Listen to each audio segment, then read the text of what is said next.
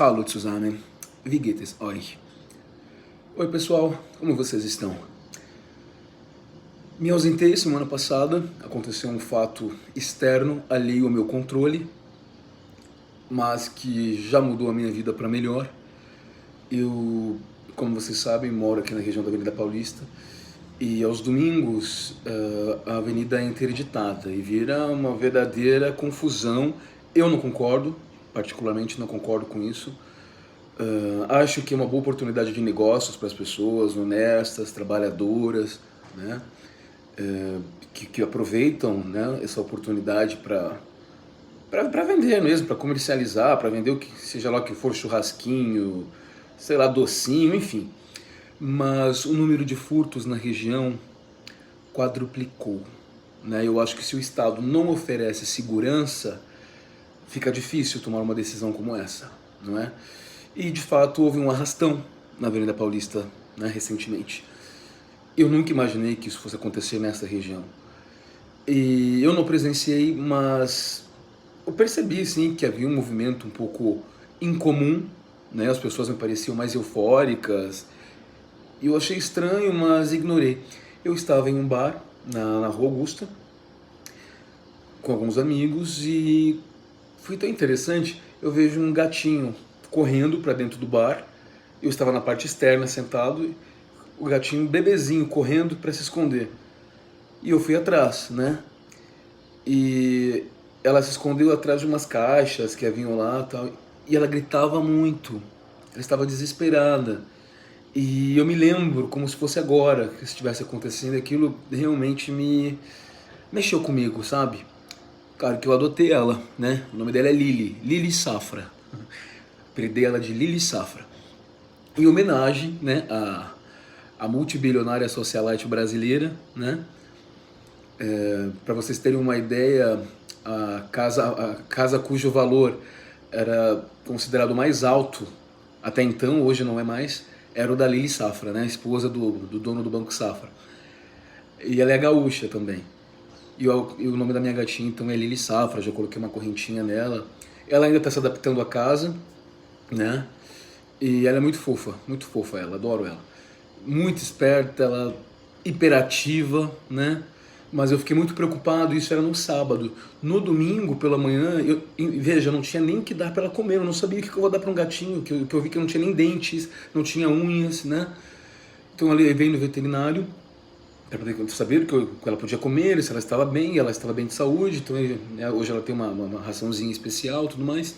E está crescendo, está se desenvolvendo, come muito bem, se alimenta muito bem, é perfeitamente saudável. Então, por esse motivo, eu não consegui comparecer a semana passada. E durante a semana a gente está sempre na correria, né? E acaba ficando difícil mesmo de subir vídeos durante a semana.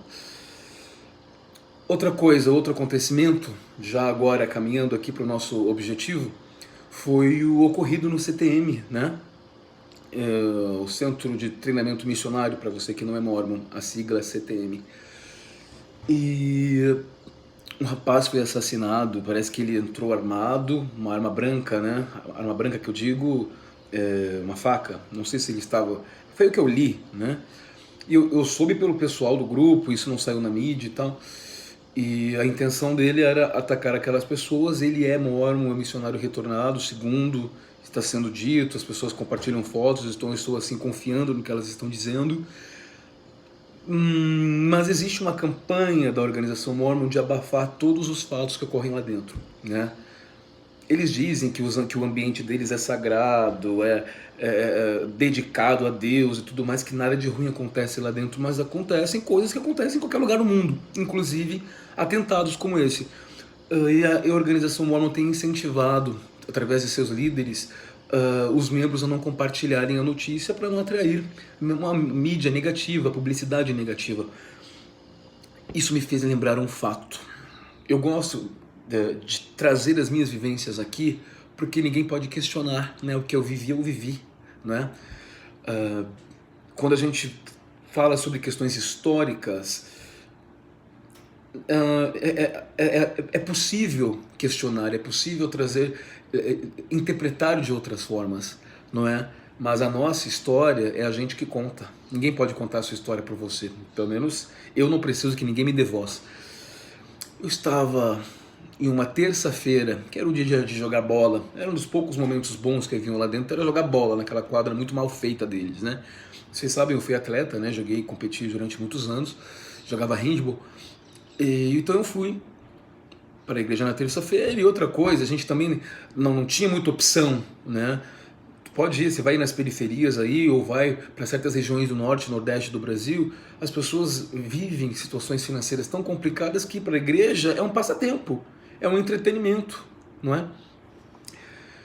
E eu me lembro que dois adolescentes de 14, 15 anos brigaram, se desentenderam e um agrediu, e um era mais forte, enfim, era meu amigo, inclusive, acabou saindo vencedor. Eu não vi a briga, eu só vi o desfecho, né? Logo em seguida eu estava na quadra, saindo da quadra, chega um homem forte, um homem adulto, conselheiro do bispo, tá? Tá bom, porque eles são todos santificados, né? Você sabe disso. Se é bispo, então ele tem mão. Se é conselheiro, significa que ele tem um padrão de conduta excepcional, né? E ele pega esse guri que agrediu o outro, da mesma idade, mesma faixa etária, ao invés de conversarem, ao invés de, né, de tentar entender o que aconteceu, ele pega o guri pelo pescoço, enforca e arrasta uma distância de, talvez seja exagero, mas uns 100 metros, porque nós estávamos nos fundos e era um terreno grande, acredito que seja em torno de 100, 80, 100 metros para fora da cabana. E eu fiquei estático, eu não acreditei no que eu estava assistindo. Eu falei, mas estamos na igreja, naquela época eu era um completo tapado, né? Um puro ignorante. Eu fiquei lá, aquele imbecil, e meu amigo gritando, me ajuda, me ajuda. E eu fui lá e falei, para com isso, cara, a gente está na igreja. E ele não me deu ouvidos, o agressor não me deu ouvidos. Quando saiu da igreja e arrastando o guri, ele diz assim, agora nós já não estamos na igreja. Uma multidão, uma pequena multidão se junta ali, as pessoas, para tentar entender, para separar, para apartar, e esse guri pega uma pedra, né? Pelo contrário, eu acho que alguém chama ele para conversar em algum lugar, não me lembro o desfecho, só sei que um pouco mais adiante, esse mesmo homem pega o seu carro para ir embora. Passa assim uns 5, 10 minutos, ou uma pequena confusãozinha, o guri é levado para um lado para conversar, e ele volta, quando esse homem está saindo com o carro. Esse homem sai da igreja com o carro, né? E eu estava... Aquilo contrariou os meus princípios, né? Porque ele está agredindo um menor de idade, né? Dá uma olhadinha no ECA, no Estatuto da Criança e do Adolescente. Tá? Isso é lesão corporal. E temos lei específica para isso, tá? Muito mais grave. Esse guri volta com uma pedra e joga, desfere contra o carro do agressor e não acerta. Infelizmente, infelizmente não acertou. Direito de defesa, meu amigo. E esse homem abre a porta do carro e sai correndo em disparar atrás do guri. Por sorte ele não alcança, porque se ele alcançasse ele teria ido muito mais longe. Eu fiquei indignado, liguei para líderes e tal, chamei minha mãe veio com o carro, falei, vamos à delegacia. Minha mãe levou-os até a delegacia para registrar o boletim de ocorrência. E aí veio a esposa do bispo para falar, não é por aí, não sei o que, papapá, esse rapaz é usuário de drogas. Dane-se, não interessa. E se for usuário de drogas, a tua igreja precisa ajudar, prestar algum auxílio. Mas Mormon, você sabe como é que é. Você só é bem-vindo se você fizer exatamente o que eles te mandam fazer, né? Se destoar um pouquinho, meu amigo, acabou, né? Você já é rotulado, né? Você é desrespeitado, violado, né? Existem, né, aqueles que eles dizem, que eles chamam, né, de joio, eles fazem a separação do joio e do trigo. Eles são Deus, né? Aliás, a ambição deles é tornarem-se Deus. Isso era uma terça-feira. Eu fiquei uma semana muito mal, não acreditei que aquilo estava acontecendo. E no domingo próximo seria a conferência. Esse homem estava lá, lindo, bonito. Eu fui chamado na sala do bispo. E ele me orienta a não compartilhar isso com ninguém e a não testemunhar quando o processo se desenrolasse. Eu era muito novo e ele me disse uma frase muito conhecida no mormonismo. Os inimigos da igreja irão usar essa publicidade negativa contra nós em algum momento. Inimigos da igreja? Como assim inimigos? Ocorre um ato de violência contra um menor de idade, um homem adulto, ao invés de apartar, apaziguar, conversar, explicar, que seria o papel dele, claro que era um semi-analfabeto, né? Porque é só o que tem, a maior parte é isso. Desculpa, gente, olha, quando eu lembro dessas coisas, e eu preciso, porque isso me faz soltar, sabe? Mas eu acho que na verdade ali era uma questão de bom senso mesmo, você não precisa ser tão letrado assim, né? E isso me diz então para me calar. O tempo, né, passa e esse meu colega me chama, me procura em casa, e aí, você vai depor lá no processo e tal, porque a gente não tem ninguém que possa nos ajudar e tal. E eu me recusei a ir. E aquilo frontalmente, como eu posso colocar para vocês? Aquilo foi de encontro com as minhas crenças. Isso está errado, existe uma punição para isso, e eu vou me calar, e eu me calei. Em nome daquela fé, em nome do conselho que eu recebi daquele homem que tem um tal do manto lá, que eu não sei que porcaria que é isso, né? No CTM não tinha ninguém com nenhum portador do sacerdócio, porque no mormonismo o homem, veja bem, desde sempre a igreja mormona é patriarcal. Apenas o homem recebe o poder do sacerdócio. O que é isso? É o poder para falar, é o poder de Cristo. Então, em tese, esse poder serve para curar, abençoar, fazer milagre. Enfim, eu detestava receber bênçãos. Detestava. Era eu adoecer. E era impressionante como eu adoecia enquanto eu era mormon. Era impressionante, eu vivia doente, fisicamente. Havia uma somatização ali, a minha dor emocional se refletia no meu corpo, eu estava sempre doente. Aí vinha um cara para dar uma benção, a oração já era insuportável, né? E a benção, como tem que ser alguma coisa mais sagrada, parece ter um ritual, né? Eles colocam a mão na tua cabeça e falam, rapaz, dá um sono, você não tem noção. Pergunta se alguma vez curou alguma coisa. Ora, se eles são tão especiais, essa igreja guiada por homens, pelo patriarcado, né? Jesus Cristo, até onde eu sei, esse poder que vocês dizem que receberam do Pedro, Tiago e João, que desceu para Joseph Smith, enfim, toda aquela linhagem que a gente já sabe, não é? E transmitiu para vocês, e é com base nisso que vocês se dizem a igreja única autorizada em nome de Deus. Ora, se haviam portadores do sacerdócio lá, já que lá era um CTM, o Centro de Treinamento Missionário, para onde esses jovens vão, quando vão ser preparados, receber o treinamento lá para abordar pessoas, para incomodar as pessoas, enfim. Não havia ninguém lá para fazer uma mágica, uma oração para resolver? Desculpa, é um ponto que a gente tem que colocar, né? Porque se eles têm o poder do sacerdócio, não havia possibilidade de dissuadir o rapaz, né? Obviamente que uma pessoa quando faz isso está fora de si, né? Claro que eles vão dizer lá que provavelmente é coisa do demônio, é o que eles dizem, o cara tá sem o espírito, mas isso tá com cara, né, de ser um problema psicológico grave. Eu fiz uma leitura, né? Eu vi algumas fotos, acredito que seja ele, né? O pessoal eu conhecia, né? O pessoal que compartilha lá no grupo. Fiz uma leitura do biotipo dele e cheguei a algumas conclusões pessoais, não vou comentar aqui porque eu acho que né, seria leviano, seria até, né, afinal de contas são leituras minhas, impressões que eu fiz ali, e desconfio que eu sei o motivo, mas enfim. Então ele foi morto pelos policiais, né? E o pessoal lá no grupo está muito indignado porque a igreja orienta os membros. A minha gatinha apareceu ali. Lili, vai pro quarto. Não é para ir para sacada, hein? Minha gatinha. Perdi aqui. A igreja orienta os membros a não proliferarem a matéria, alegando que os inimigos irão usar contra ela, né? E há um abafamento do caso, né? O que deveria ser feito é efetivamente uma análise do que aconteceu, né? A igreja precisa prestar contas sobre isso, afinal de contas isso aconteceu sob o domínio deles, uma pessoa que trabalhou para eles, uma pessoa que foi missionário deles, né? Que dor essa pessoa carregava? Por que ali? Né? Por que ele foi para dentro do CTM praticar aquele ato? Por exemplo, um rapaz que sofre bullying no colégio, quando ele quer atacar alguém, como a gente já viu em vários casos, ele vai até o colégio e se vinga, inclusive de inocentes, mas ele busca aquele local onde a dor dele, né, está atrelada, relacionada, né? O vilão é aquele espaço, né? Então ele vai lá se vingar, né? Outras pessoas já buscam, sei lá, uma sala de cinema para se vingar, mas aí já a pessoa quer se vingar da humanidade, enfim. Tem questões a serem analisadas aí. E esse abafamento incomoda muito. Meu ponto de vista como profissional agora, quanto custa uma vida? Não tem valor, né? A gente a gente não consegue atribuir valor para uma vida, né?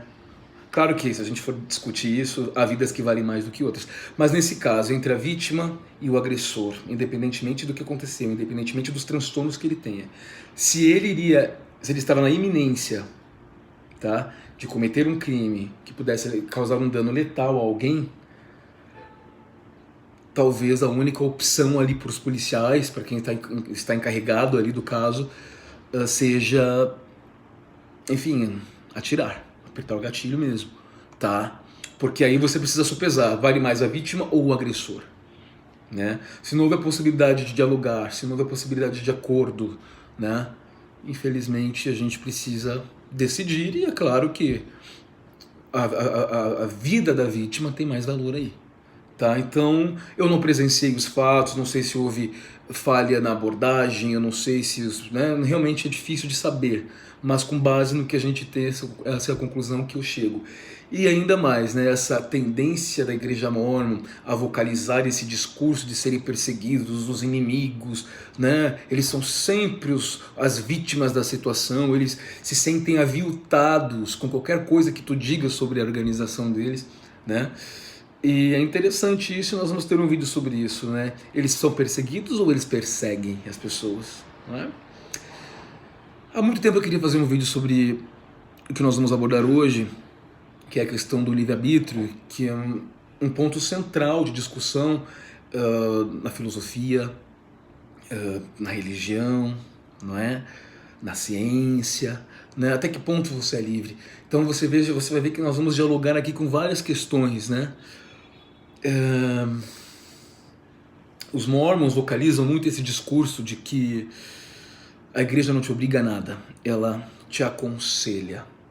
Lili, ela tá querendo ir para a sacada, eu deixei a sacadinha aberta porque tem uns vasos ali, ela gosta de... eu não mandei fechar ainda, enfim, tá me distraindo aqui. No próximo vídeo eu trago elas para vocês verem, porque senão eu não vou terminar isso aqui. Então os mormons vocalizam muito esse discurso, né? Não somos obrigados a nada, a igreja apenas aconselha. Portanto, você tem um livre-arbítrio. Essa é apenas uma parte do discurso que é já bastante questionável, né? Porque uma pessoa constantemente doutrinada, obviamente, vai agir de acordo com o que mandam, né? Se você é doutrinado constantemente, né? A segunda parte do discurso é aquela parte em que eles usam os instrumentos de controle típicos de uma seita, como é a Mormon. A sublimação do medo, né? Você é livre para escolher, irmãozinho, mas o Papai do Céu, que te ama tanto, irá te condenar no último dia. E já começa a ficar assim, né? Nossa, deixa eu andar aqui na linha, porque senão alguma coisa ruim vai acontecer comigo, né? E quando você erra, então, erra, né, de acordo com o que eles chamam de erro, e você entende que está errado, e você começa a chorar e se lamuriar. Olha, e bem que eu fui avisado a não cometer esse erro. Olha, eu não estou indo mais na igreja, eu preciso ter ficado aqui, né? Olha, me aconteceu isso porque eu não... Né? Você faz uma matemática meio absurda, né? Isso aconteceu em razão daquilo. Lembra quando a gente falou do inconsciente, né? Isso fica tudo no teu inconsciente. Eu fiquei anos achando que certas coisas não davam certo, ou que eu tinha limitações por causa deles. Anos, até eu entender, foi um longo processo, né?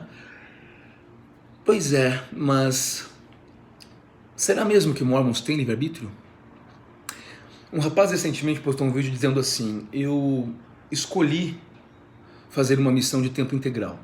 E ele faz um vídeo lindo de como foi maravilhosa essa experiência para ele. Ele escolheu, mas engraçado, no meu caso não foi bem assim. Eu não fiz, claro, eu escolhi não fazer, é óbvio, mas eu sabia que eu teria que fazer se eu ficasse lá dentro. Desde criança você é doutrinado, tem musiquinha, eu quero ser um missionário, quando eu crescer um pouco mais, espero estar bem preparado para servir tal como um missionário faz. Tenra infância, ó, tudo na cabeça. Tanto que você não esquece mais, mesmo que queira. E é engraçado isso, né? Porque, ok, você pode escolher não ir para a missão, servir como missionário, mas já não cumpriu um item lá do checklist do currículo Mormon. Então as mulheres, né? Olha, esse rapaz aí não é ideal para, né, para ti, porque não serviu missão. Olha, aquele rapaz ali serviu, mas não serviu honrosamente. Serviu honrosamente, parece um campo de batalha, o soldado retornado, tá? Nossa, e são vistos assim como baluartes, né? Baluartes da moral e da retidão. Tá bom, contar outra. Né? Então há uma consequência direta. Principalmente, ainda mais falando daqueles casos em que o cara vai, acontece alguma coisa lá, como aconteceu com o rapaz. Esse caso é curioso.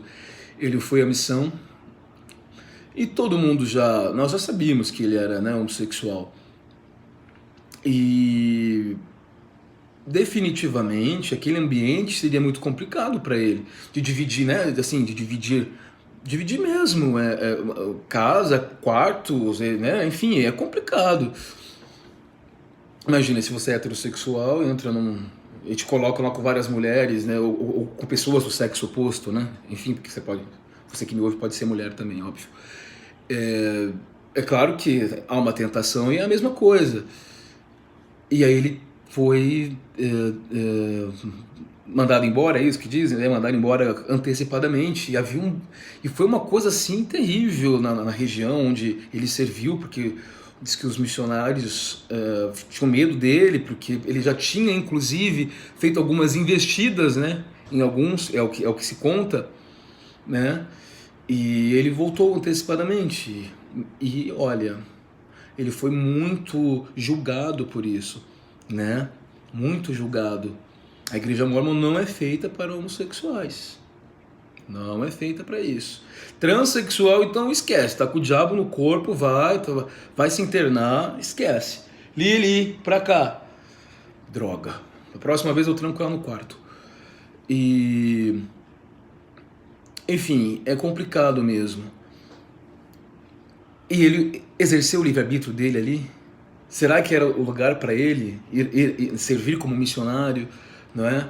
Eu escolhi servir uma missão? Não, você foi treinado para isso, você sabe que existe uma série de consequências de não servir, pratique é um membro comum. Para o profeta não tem problema, porque ele é o profeta desde os primórdios, desde que o mundo é mundo, né? Então ele não precisa servir missão.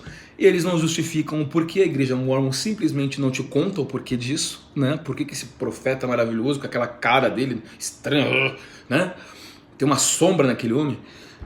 Não serviu como missionário, inclusive os conselheiros dele também. Então, mas tu, que é um pobre coitado, vai ter que servir. Bom, vamos lá? O livre-arbítrio. Por exemplo, como a gente vai dialogar com vários pontos aqui, pensando a questão econômica. Você é livre para amanhã fazer uma viagem de primeira classe.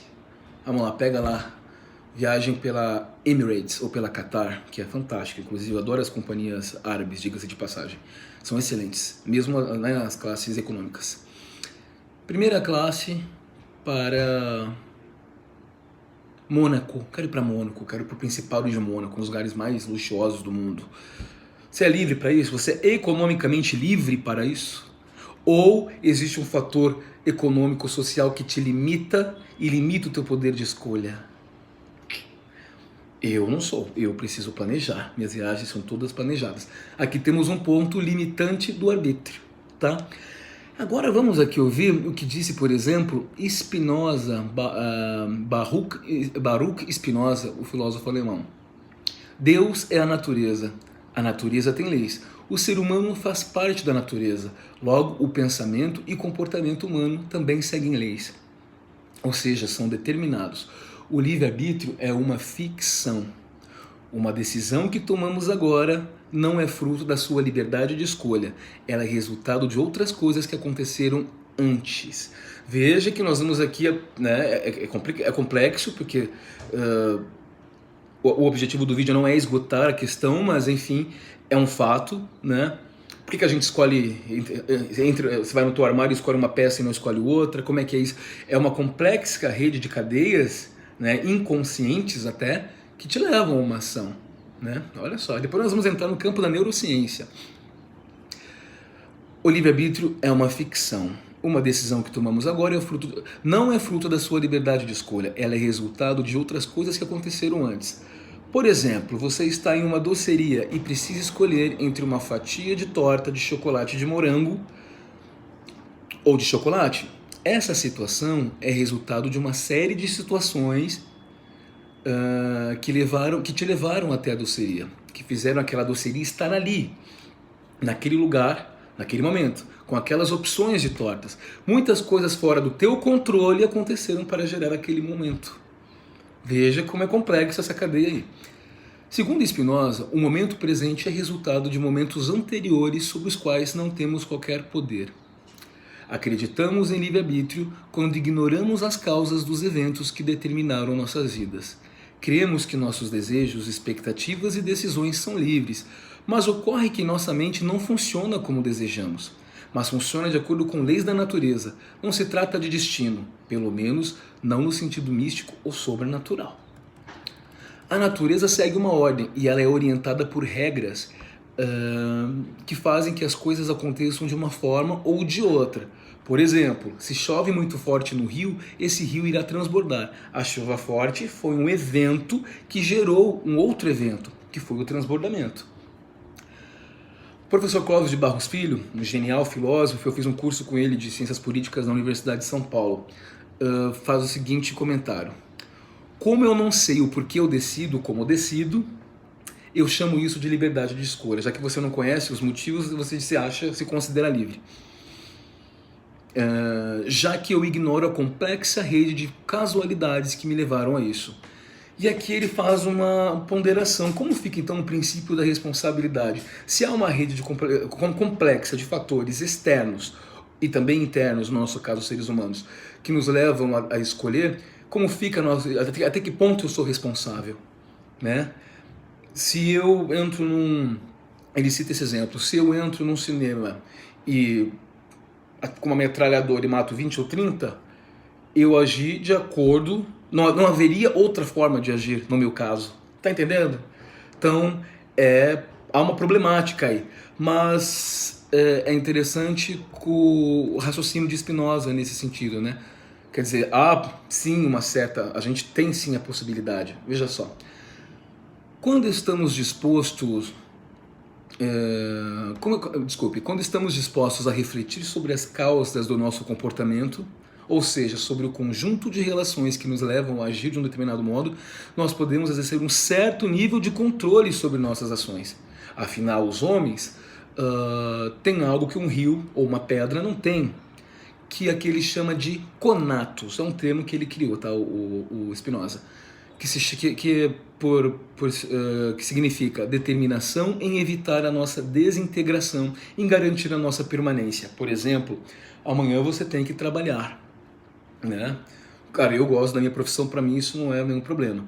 Mas mas você vai trabalhar porque você escolheu trabalhar? Simplesmente não. Você sabe que você tem que pagar as suas contas, você tem que garantir a sua sobrevivência daqueles que dependem de ti. Há uma rede complexa de fatores que te levam a esse comportamento. Você pode escolher ficar na sua casa, é claro, né? Mas as consequências estão ali, né? Você tem alguma deliberação de escolha? Você tem alguma deliberação de escolha, tá? Mas fazendo uso da razão, você escolhe trabalhar, correto? Impulsionado por fatores externos. Não, as coisas estão como elas têm que ser, não é? Onde eu estou aqui? O ser humano é um ser autoconsciente, capaz de refletir sobre sua existência.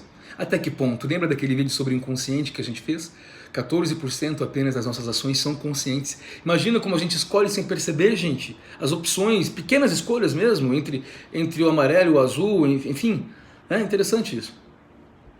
Ainda assim, não temos liberdade absoluta. Apenas Deus tem liberdade absoluta, e para Spinoza, Deus é a natureza. Tá? Deus não é esse ser aí que vai vir, que vai cuspir fogo, não é isso não.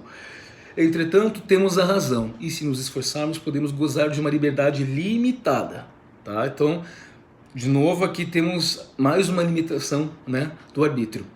As causas que influenciam o nosso destino são externas e internas. Podemos viver como as pedras, se quisermos, mas podemos usar a razão para termos alguma liberdade. Se procurarmos entender que as causas que geram certos eventos externos e internos, atingiremos um grau de liberdade. Se eu entendo que o inverno faz frio, vou juntar uma lenha no verão para me aquecer e me proteger para garantir a minha sobrevivência. Não podemos evitar a chegada do inverno, já que este é um fenômeno externo, mas podemos nos preparar para ele. Você pode evitar sim a chegada do inverno indo para alguma região que não tem inverno, por exemplo, no norte, no nordeste do Brasil, tem lugares que eles nem conhecem essa palavra, mas aí você vai lá enfrentar o fenômeno oposto, né, o calor extremo. O vídeo está ficando longo, gente, eu não imaginei que fosse ficar tão extenso, eu tenho tanta coisa para falar, mas eu vou seguir então, vou continuar, tá? O que diz então a neurociência sobre livre-arbítrio? Experimentos que vêm sendo realizados por cientistas há anos conseguiram mapear a existência de atividade cerebral antes que a pessoa tivesse consciência do que iria fazer. Ou seja, o cérebro já sabia o que seria feito. Que interessante, não? Tá? Mas a pessoa ainda não. Então, as conexões cerebrais já sabem como você vai agir antes de você tomar consciência. Ou seja, o cérebro já sabia o que seria feito, mas a pessoa ainda não. Seríamos como computadores de carne, a nossa consciência não mais do que a tela do monitor. Um dos primeiros trabalhos que ajudaram a colocar o livre-arbítrio em suspensão foi realizado em 2008. O psicólogo Benjamin Libet, em um experimento hoje considerado clássico, mostrou que uma região do cérebro envolvida em coordenar a atividade motora apresentava atividade elétrica uma fração de segundo antes dos voluntários tomarem uma decisão, no caso de apertar um botão. Estudos posteriores corroboraram a tese de Libet, de que a atividade cerebral precede e determina uma escolha consciente. E aí esse artigo enorme eu vou colocar para vocês poderem ler, tá? Porque infelizmente a gente acabou excedendo aqui um pouquinho mais. Agora a clássica, já ouviu falar da teoria da relatividade?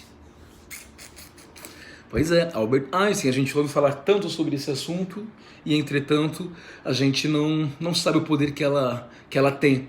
Ele provou matematicamente, não sei de como, tá, que o futuro já aconteceu e que o arbítrio não existe.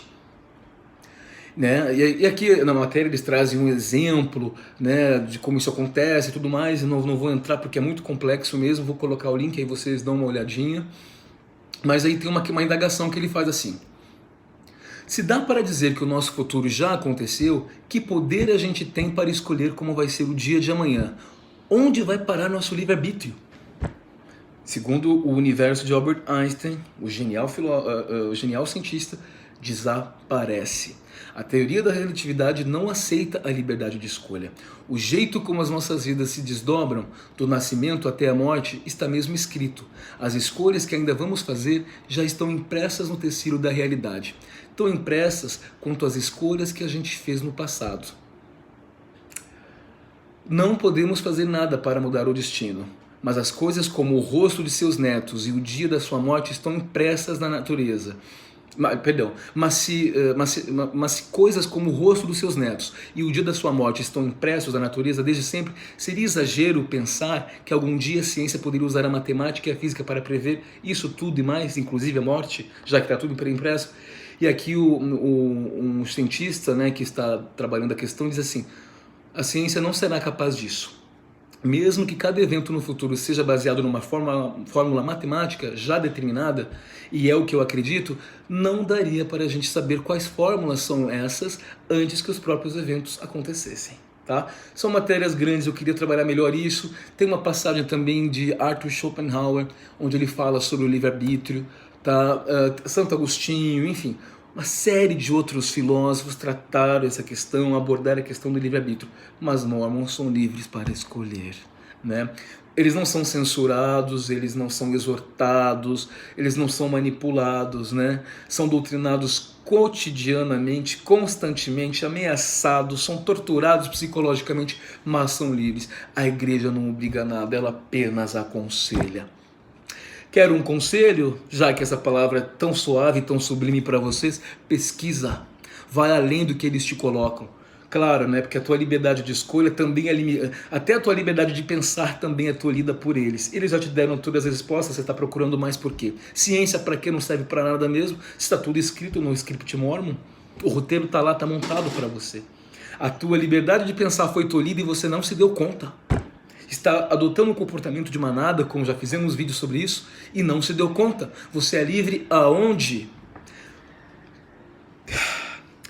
Para você conseguir desatar as cordas que eles colocaram nos seus punhos, a única forma de fazer isso é buscando informação para confrontar. De outra maneira, você vai ser um eterno escravo de uma organização manipuladora, castradora, tá?